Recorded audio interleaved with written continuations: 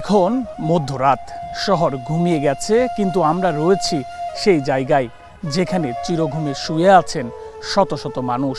কোনো কোলাহল নেই, আলো নেই, শব্দ নেই, চারপাশ স্তব্ধ। আর এই স্তব্ধতার মাঝেই উচ্চারিত হয় একটি বাস্তবতা: মৃত্যু কাউকে বলে আসে না। বনানীর এই কবরস্থানে যারা শুয়ে আছেন সকলেরই পরিবার ছিল প্রিয়জন, তবে দিন শেষে এখন তাদের পাশে নেই কেউই। এই কবরস্থানে যারা শুয়ে আছেন তারা কেউ বাবা, আবার কেউ মা, কেউ কারো ভাই বা কারো বোন, কারো সন্তান বা ছিলেন কোনো প্রিয়জন।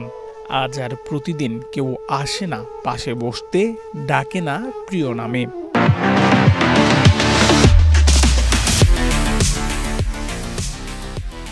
সন্তানের জিজ্ঞাসা, কেমন আছো মা, কেমন আছো বাবা, বা কোনো ভাই বোনের সেই খুনসুটি, আমাকে আর জ্বালাবি না, এই জিজ্ঞাসাগুলো এই অচিনপুরের বাসিন্দা আর শুনতে পান না।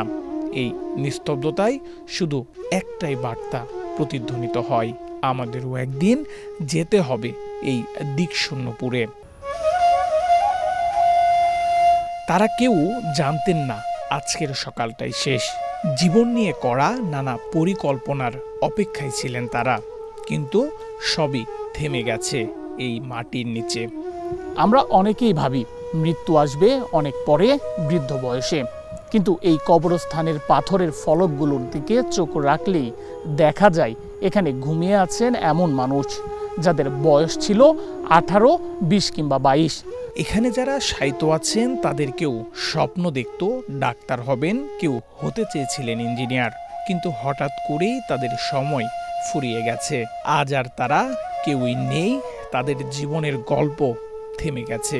এই ফলকগুলোর দিকে তাকিয়ে হয়তো আমরাও ক্ষণিকের জন্য দীর্ঘশ্বাস ছেড়ে বলি, আহারে জীবন কতটা অনিশ্চিত।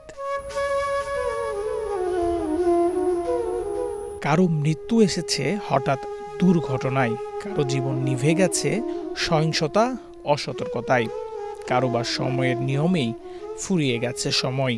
কিন্তু ফলাফল একটাই, তারা আর ফিরবেন না।